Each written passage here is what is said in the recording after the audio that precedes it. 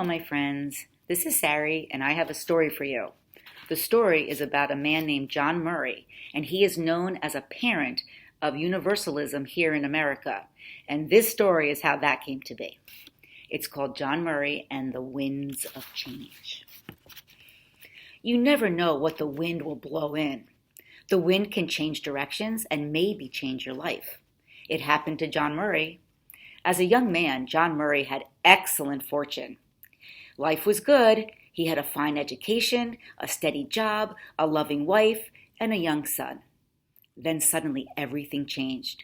John Murray's wife and their son became sick and died. John lost his job.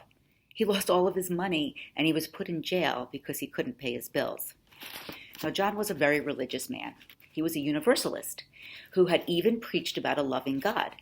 Now he was not so sure because this God did not feel loving. He felt his life was over. Friends urged him to go someplace where he could start again. He sailed for America on a ship called the Hand in Hand. The wind blew the ship toward their destination, New York. But then a fog rolled in and the ship ran aground in New Jersey. John and a few others volunteered to leave the ship, go on land, and get directions and supplies. As he was walking ashore, John saw a farmhouse with a small chapel, which is like a little church, next to it. It belonged to Thomas Potter. Thomas Potter greeted John, gave him food for everyone on the ship, and invited John to come back and have dinner with him that night. When John came back, Thomas Potter showed him the chapel. Thomas Potter said that he believed in a loving God who wanted to accept all people into heaven. John said he believed the same thing. Thomas Potter told John that he had built the chapel and was waiting for God to send him a minister. You, John, are that minister. I have waited for you for a very long time. John did not want to hear this. He was not a preacher anymore, and he was determined to never preach again. Yet Thomas Potter seemed confident that John was the Universalist preacher he waited for, and he asked John to preach that Sunday. I can't preach on Sunday, said John, because as soon as the wind changes, my boat will set sail and I must be on it. If the boat has not sailed by Sunday, will you preach? Asked Thomas Potter. If I am still here on Sunday, I will preach, said John Murray. Now, what do you think happened? Did the wind blow? Did the Hand in Hand sail away, taking John Murray with it? Nope. No wind blew, no ship sailed.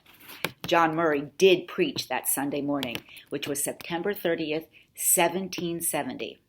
It was in that little chapel that Thomas Potter had built while waiting for the minister to come.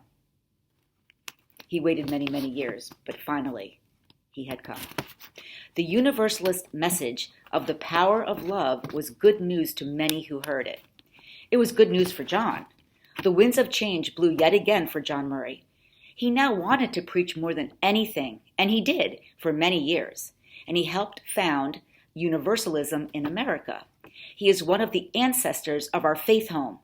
And we, as Unitarian Universalists, owe a special thanks to Thomas Potter. It was his hospitality that brought John Murray back to the pulpit. We owe a special thanks to the wind that blew him and would not blow him out.